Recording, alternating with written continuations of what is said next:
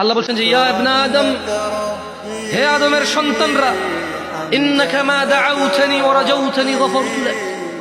যদি তোমরা আমি আল্লাহকে ডাকো, আমার কাছে ফিরে আসো, আমাকে ডাকো, গফারতু লাক, তোমাদের ক্ষমা করব,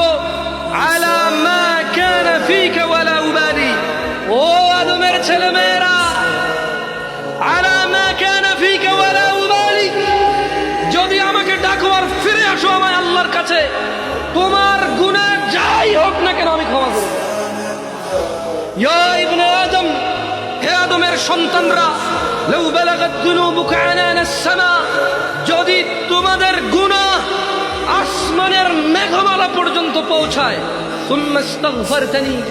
অতঃপর তোমরা যদি বলো আল্লাহ আমাকে মাফ করেন, আল্লাহ বলছে গফারতু লাক ওয়া লা উবালি, তোমাকে মাফ করব, কারো পরোয়া করব না।